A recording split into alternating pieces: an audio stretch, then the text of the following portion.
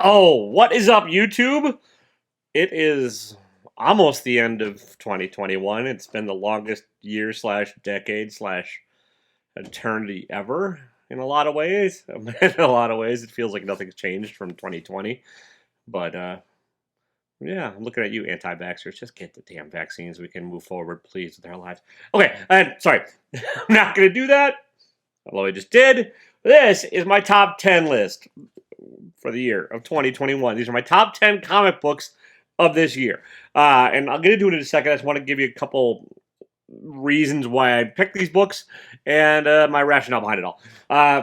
First of all, these are self-imposed things. In my opinion, it's going to be different than yours. And if your opinion is different, let me know in the comments down below. It's fine. We can fight about it like civilized people fight on the internet. And also, for it to make this list, it had to be a complete story, or at least at very least a complete story arc. But in the most places, it has to be a complete story, which means no true ongoing titles are going to be on this list. These are all self-contained or mostly self-contained books that have an ending, because I think it's hard to, almost impossible to really judge a story if the story doesn't have an ending. So something like Nightwing or Moon Knight or some of the ongoing titles that I kind of enjoy are not going to be on this list. These are going to be books that wrapped up in 2021. Not all of them started in 2021. Some of them started in 2020, and they're also not going to be like 50 issues that I read just to wrap it up. It's going to be a miniseries for the most part. And yeah, like I said, this is just my opinion. Your mileage may vary. I wrestled with this for way too long, and I thought about this list for way too long, and I kept redoing it, and I kept reconfiguring it. And what it really just boils down to are these are the comics that either gave me the most joy in certain regards, or just made me think, or that I just remembered as fondly. So, with that said, let's get into this. I might even do some editing on this video, and that means I might just put up numbers like number 10. We have The Six Sidekicks of Trigger Keaton by Kyle Starks with art by Chris Schweitzer. This is a stupid book, and it's awesome.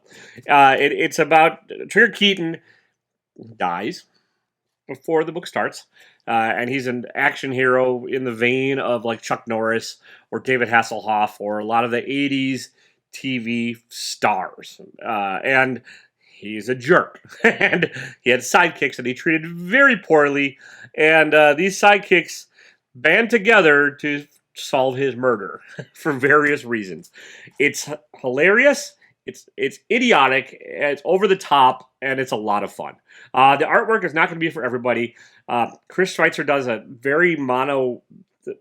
His line work has a singular thickness to it, and he's very minimal when it comes to the drawings. If you can see that on the cover there, there's not a ton of traditional detail in there, but it works for this story, and it makes my list at number 10. It is just a blast to read, and it wraps up in a satisfying, stupid fashion. All right, number 9. See, this is why I have to add the numbers in it. Yeah, I'm going to put numbers. Number 9, we have Becstar. Actually, before I go, this Image Studios if you want to find this, and Skybound. Number 9, we have Becstar by. Hang on, I have to pull this up.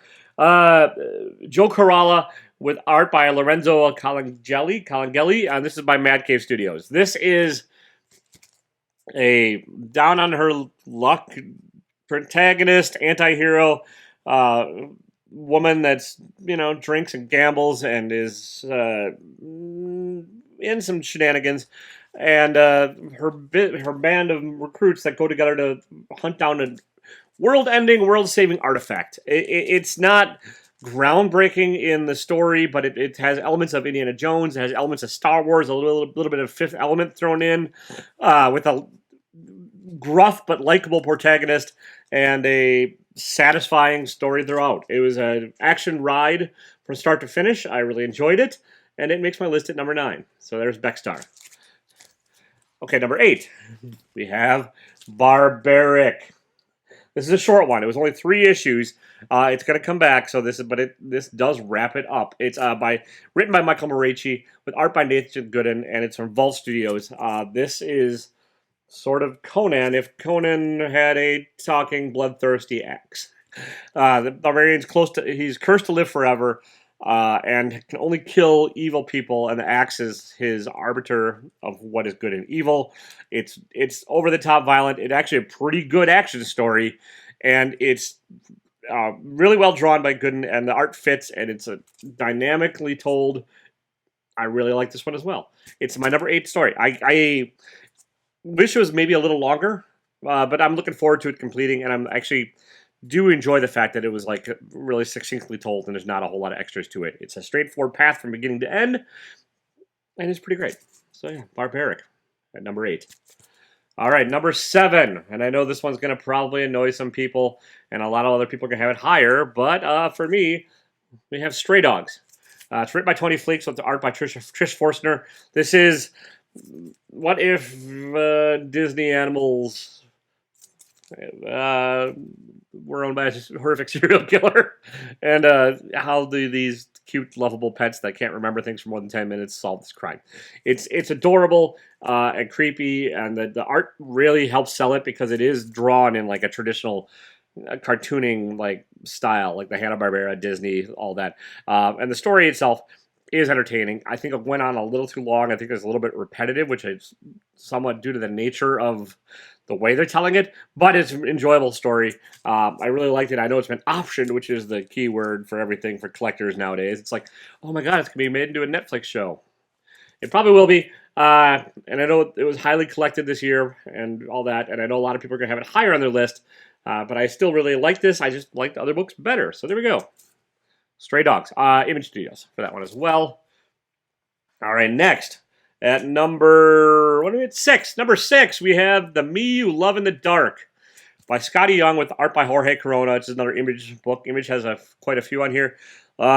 This is a sort of haunted house love story / abusive relationship tale. The art is fantastic.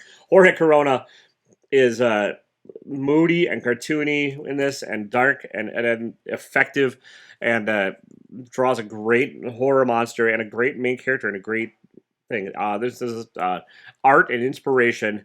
Down on her luck artist, as far as not down on her luck, but she had a great show and is now feeling artistic block.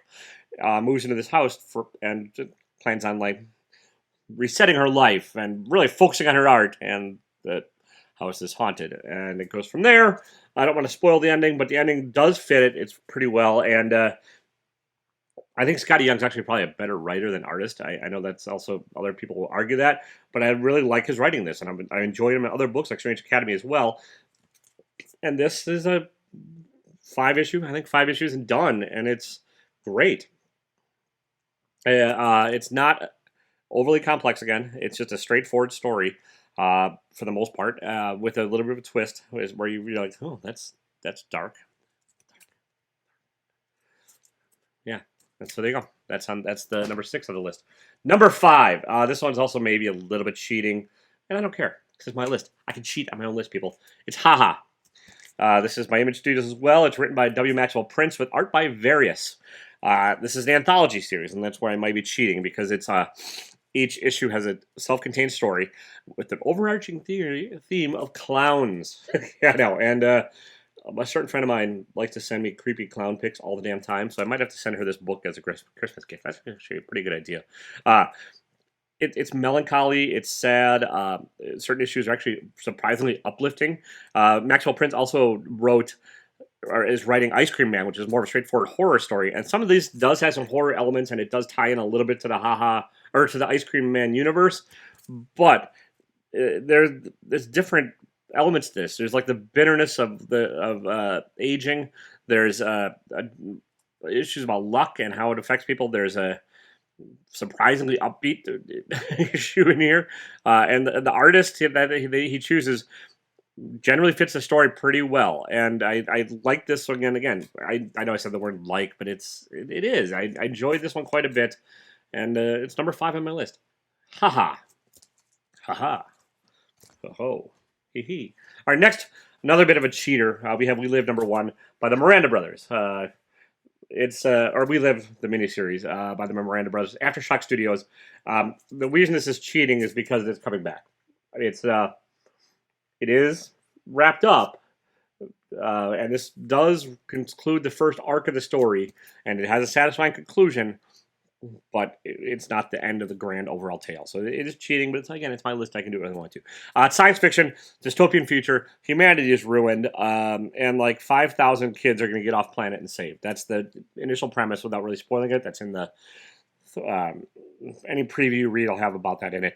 What this does very well is it zigs every time you think it's going to zag. And it's gorgeous and very well illustrated and bright and deceptively happy with the illustrations for a rather dark story. And when you think the story's going one way, it goes the other way. And you're like, every time. Like, it's always surprising. It never does what you think it'll do. It never takes the easy storytelling path. And it's very effective that way. And I'm looking forward to seeing where it goes next. But you can read this volume and be very satisfied with it. And it's I know it's other people's probably top of the list, maybe last year even, because it started last year, but it did end in 2021, so I'm putting it on my list for this year. And yeah, there we have it. We Live #1. It's a gorgeous book. It really is. Speaking of gorgeous books, next we have Decorum. This is another Image comic. It's written by who's it? Yeah, what's his face? Jonathan. This is at #3, by the way. Jonathan Hickman with art by Mike Hiddleston. Mike Hiddleston's art is crazy in this. He manages to have very different styles from page to page, and it all works very well. It's a story mostly of a very polite assassin, intergalactic assassin, because science fiction, and training a protege. There's also world ending. There's different universal factions. It does, again, it feels a little bit like Fifth Element, but Fifth Element filtered through a whole lot of psychedelic drugs. It's a fantastic read. It's complex. It deserves a reread, and I will be rereading this because it does. It's Jonathan Hickman. He's got layers. It's like an onion or cake, if you like cake better than onions, or an onion cake. It's a great book. It's gorgeous. It's probably, well, no, I would say it's my favorite art of the bunch. But there's been a lot of solid art in this, and I will get to that in the next pick as well. But yeah, my #3 pick, Decorum. It's hard to describe without, and I could describe it fully, and I still wouldn't spoil it because there's enough going on here, and there's enough of several tales happening at once that all do get wrapped up. That you could just read it, and like I said, I can describe the whole thing, and I probably still wouldn't spoil it. It's not. I don't want to compare it to the Matrix, but it just has different layers of what's real, what's not, and yeah, I don't know. It's grand scheme of things and a small story all at once. Decorum. All right, my #2 pick. This is by Sass Millage. It's Boombox. It's a young adult story, and Boom Studios, and it's a story of a hedge witch and a young girl that has to help save her town, and they end up working together to try and lift a curse that the hedge witch's grandmother placed on the town. You learn the reason for the curse, you learn that it's not all truly evil, and you learn the why and where of it all. It's about finding happiness and love. It's also about like returning home and not feeling trapped. It's a journey of the two. It's a yin and a yang journey. It's about growth and acceptance on the one part. Actually, on both characters have learned to grow and accept the other. But it's trying to figure out the words for this. The hedge witch is very bitter and angry and feeling outcast, and learns that like some of her feelings are possibly a bit misplaced, and it's a tender tale, but it doesn't ever pander to the young adults. It's enjoyable as a grown-up story, and I do think the art is fantastic. I think Sass Millage has accomplished something great here. For a one person, like, to do everything, the writing and the art and all that. It's Herculean, and I think it's very well done. So that's my #2 pick, Mamo. And before we get into my #1 pick, I do have some honorable mentions. These just didn't make the top 10 for various reasons, but I still really liked them. We have Made in Korea, about a robot and humanity and what it means to be human. I thought it was also really well done, just not quite in the top 10. We have Beyond the Breach, which is a trippy homage to 70s sci-fi and swearing. Lots of swearing. This was Aftershock Studios. Again, really enjoyable. The ending just was pretty abrupt, and that just didn't quite make the list. We have Proctor Valley Road by Grant Morrison and Alex Child and Naomi Franquise. A 70s horror story / coming of age / all the main characters want to do is like save up money to go see a concert. Entertaining romp, has been optioned. I just didn't think it quite stuck the landing. And then Friday, the book one of the first day of Christmas. Encyclopedia all grown up with Friday as the main character who's in love with another character.